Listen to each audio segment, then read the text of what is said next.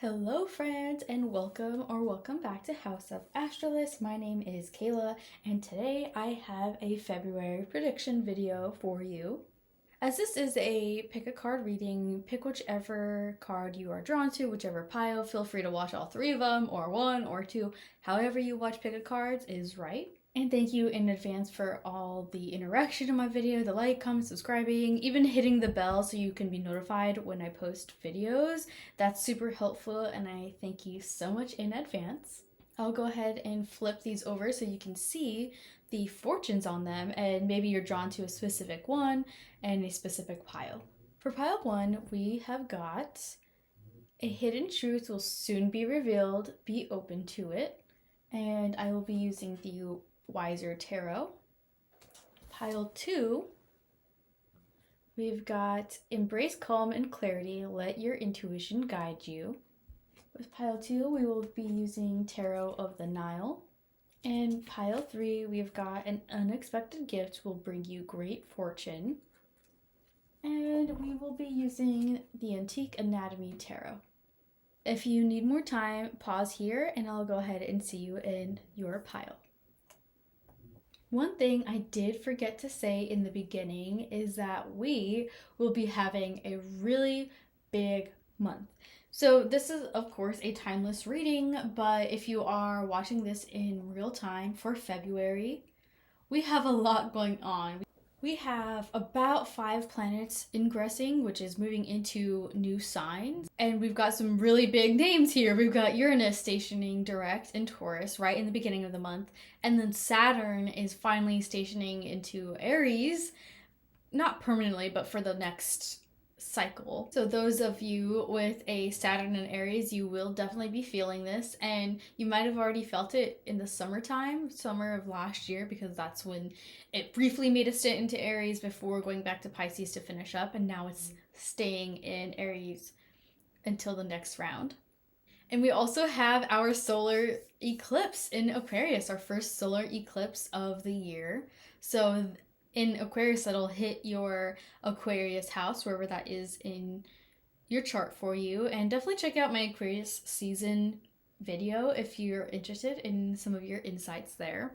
So big things coming up for February. I think the first half of the year in general might be a bit loud, if that's a appropriate term. Also, I think the Chinese New Year is happening in February as well. If not, then for sure March. I also have a Saturn and Aries video that I made when I first started this channel, so I'll link it here if you're interested in what Saturn and Aries has for you. There's so many things as well, so whatever house Aries is in your chart, that will surely be activated in some way.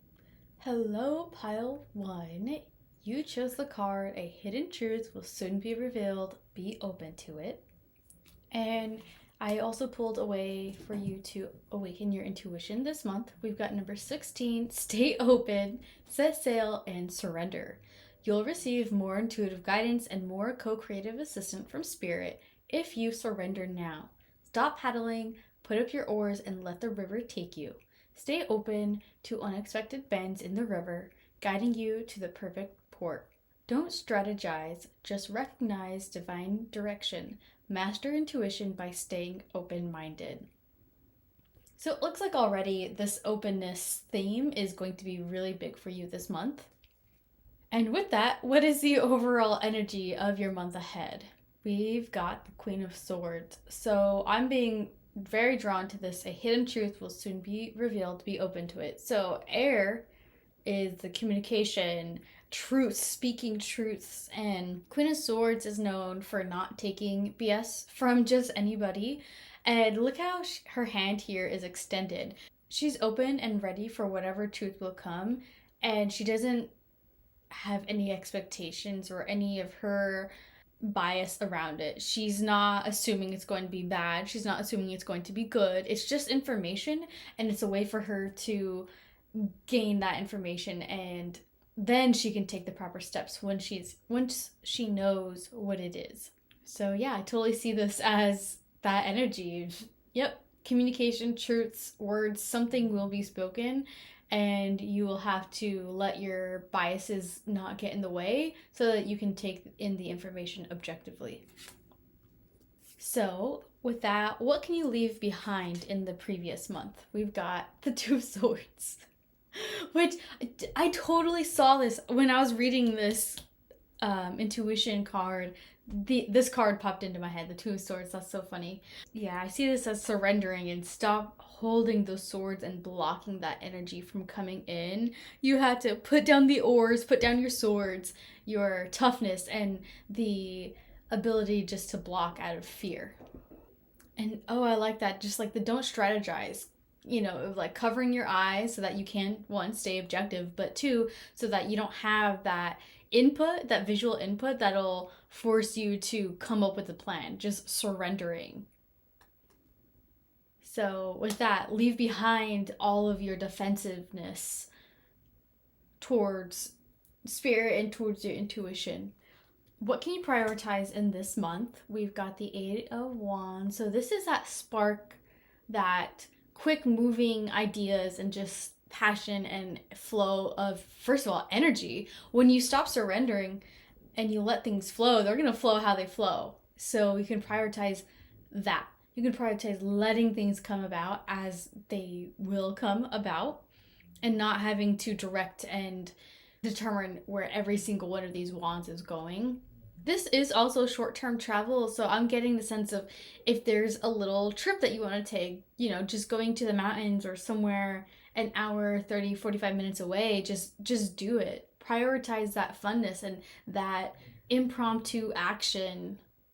There's another word that I'm forgetting here, but it's just being able to go for it and see where it takes you. Again, not strategizing so much and planning for every single thing in this short-term travel or in this month ahead, but allowing things to happen. Be spontaneous, that's the word. What you can look forward to is the Knight of Pentacles. So Knights are action and Pentacles are more grounded and moving. So maybe there's a certain level of groundedness.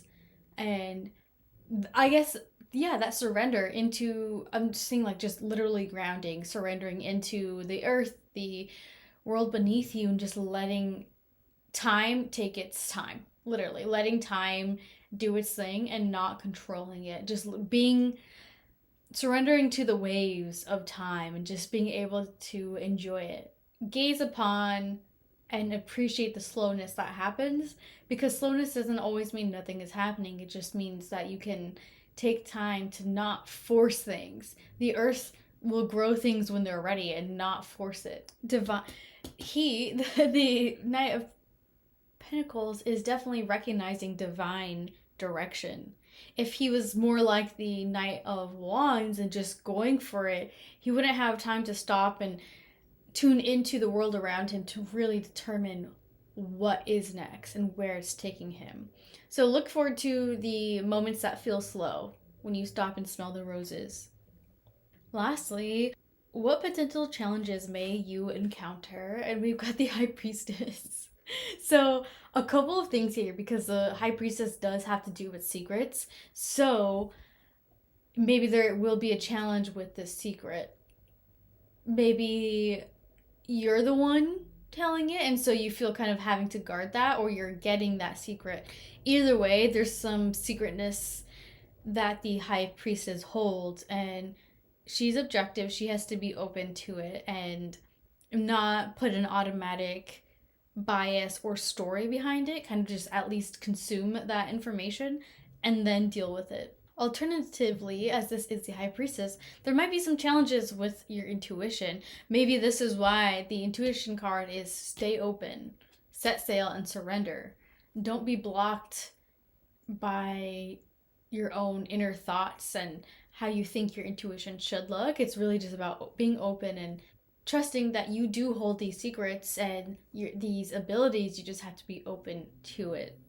And I would say, yeah, the High Priestess definitely is guarded. She's guarding all of this knowledge here. Oh, okay. I'm drawn to the bottom of the deck too because it's the Hierophant. So this is also someone we go to for knowledge. If we think about how, let's say this is a pope or this is a literally a high priestess in like a coven or something, but we go to them to try to get the knowledge that they have so we can learn from it.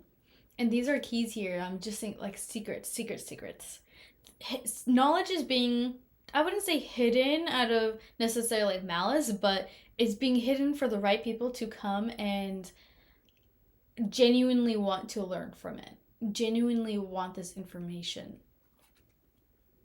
So it's like teachers. So maybe someone will guide you to it and not give you the answers, but kind of give you steps on how to get there. Someone with some sort of authority in your life, and again, teachers, that can be literally like a therapist, maybe, but someone who can help guide that. So, good luck, pile one. I'm just being drawn to say, of course, make sure to really try not to impose your own things onto whatever information you gain. Allow these new insights to come and allow a new or different perspective and different stories, and try not to automatically put those biases into it and block yourself from that. This is a big month to stay open. So, thank you, Pile 1, for being here with me. Thank you for allowing me to read for you, and I'll either see you in another pile or I'll see you in my next reading. Hello, Pile 2. You chose Embrace Calm and Clarity, Let Your Intuition Guide You. I pulled a Awakening Your Intuition card.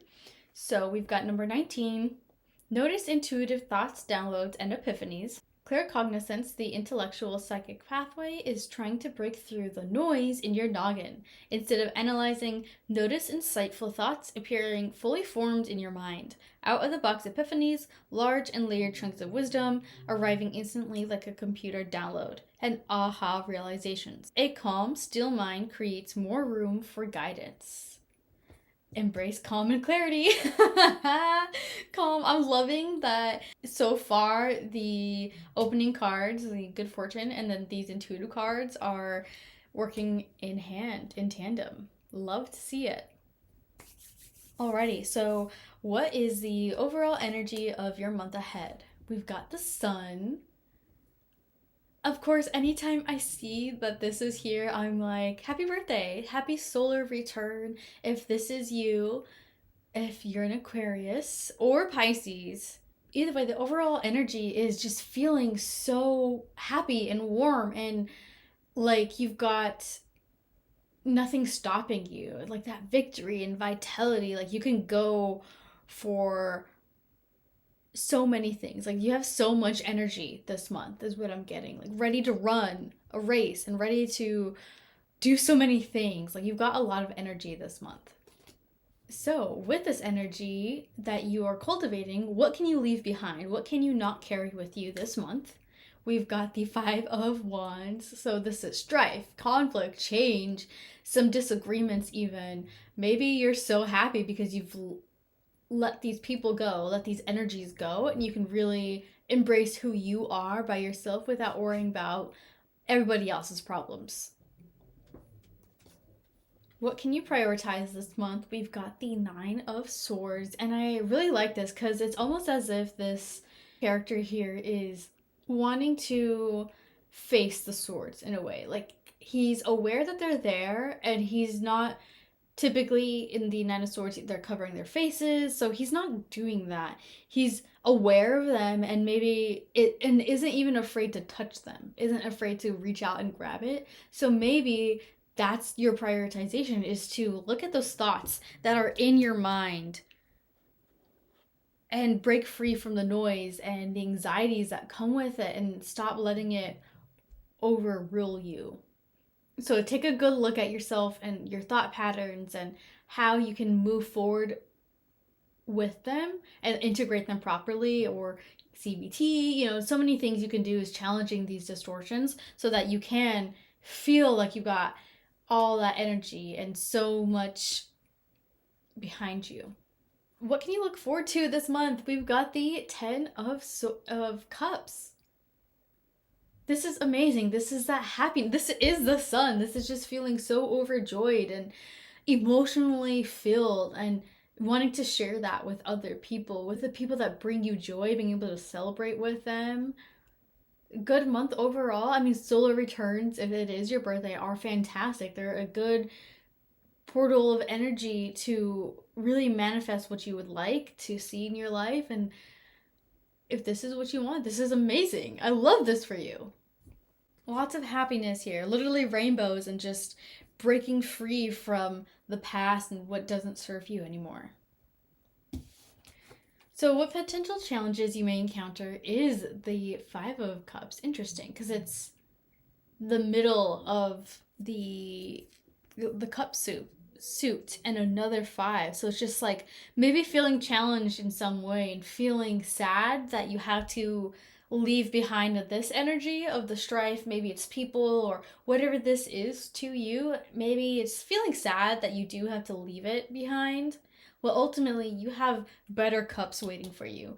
I think just keep your focus on what does serve you and what you can have if you let go of what is holding you back. So kind of determining which story you would rather have. And of course, feel sad, like it is sad, embrace that, but don't let it overtake you and don't let it make you stay in situations that aren't serving you just so that you don't feel that hurt.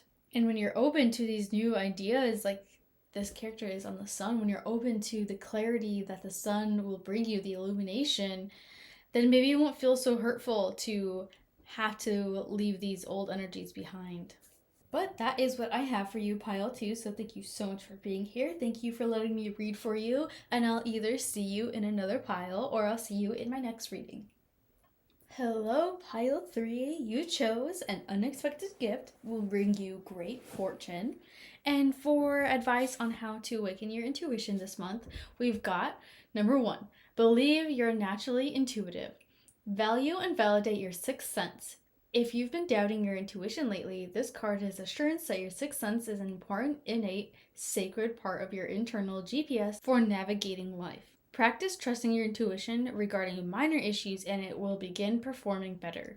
Own and recognize your power. Believe in yourself. I like this. This is almost that unexpected gift of trusting your intuition. And when you trust that, even with minor things, it'll reward you for sure. What is the overall energy of your month ahead? We've got the Hierophant. Ooh, I like this because this is that teacher, the wisdom keeper, someone who's knowledgeable. So either you will be in a teaching role or a teacher, an authority figure in your life will be important. This is about that sacred holding and even following traditions in a sense. Following something that's been laid out for you, like almost a path. So you can take that as in so many ways. I'm not being drawn to put a label on it. But this is just lovely energy to have when you are especially in the middle of wanting to pursue something, and then I just got like, if you need to go to someone for guidance, this is it. This is your month to receive guidance on what you're looking for and what you're wondering about for that clarity. Also, pile 1 had the Hierophant, I believe. What can you leave behind? We've got the 4 of Wands. So with this card, I'm getting a specific download here about leaving behind stability that doesn't work for you. So this can be in that traditional sense of growing up, going to school, getting married, having kids just so that you can be stable and working all the time, for example. Or like that nuclear family system, that doesn't work for everybody. Not everybody wants that. So it's leaving behind that path that someone else told you would be best, and that this is a way to be stable. If you are wanting to find a different way to bring about stability, this is your chance, especially asking someone for guidance on that and knowledge that they have. Maybe you know someone that you would like to be like, or they know information about a specific path that you're going on. Ask them. This can be asking a boss about how they got their position, or asking whoever. Like, there's so many possibilities here.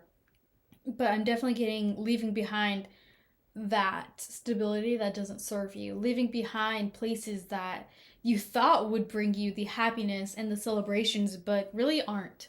So, what can you prioritize instead? We've got the King of Swords, and this is a king who gets things done. This is a king who is very direct in his communication and someone who will not be passive aggressive, for example, who the king is not going to say something but mean something else. So it's also about remaining emotionally detached from certain situations so that you can see with clarity and not let emotions get in the way. And with that intuition as well, you have to not be emotionally involved so that you can let that go and let the even the ego subside so that you can receive those insights and clarity. Also, this is interesting because I'm getting that this is a card for benefiting from the advice of an expert or that objectivity that I was talking about. So definitely working with other people. Maybe whoever you go to will have a piece of wisdom, and that's a gift to you. They will be able to give you something that will bring you the clarity that you need here. Either way, it's prioritizing that clarity and focus to gain clear insights and clear knowing. Logic and reason are definitely big here. What can you look forward to this month? We've got justice. Yay. Okay, so this is balance, and this is maybe you receiving something. Like, this is the gift. Every card, I'm like, this is a gift. This is a gift. But the justice card really is that gift. This is the epitome of objectivity and not being biased in it. So you can look forward to something working out as it should. And with this also comes that emotional attachment. When we want a certain outcome and it doesn't happen, we can feel so devastated. But being able to detach from the outcome and allow it to be what it is, no matter what, it's kind of a weight lifted off of our shoulders so that we're not so invested in it. And who knows, maybe that happened for a reason. It just being able to look at it objectively and take that the final decision is that, and not having to worry about trying to turn it over, of course, unless it really needs to. But I think that's a different story. I think we can all see this in a bigger picture. With this, what are the potential challenges that you may encounter? We've got the King of Coins, so the King of Pentacles, which is interesting. 2 coins here. And this is almost that external circumstance. So this can be a person that you will have challenges with, someone who has a lot of money, a good business person. Maybe you're asking advice around this person because it could be a boss, it can be so many things, but definitely someone external to you. And I think this challenge is external. It's happening to you, we can say. Something that maybe you didn't fully cause.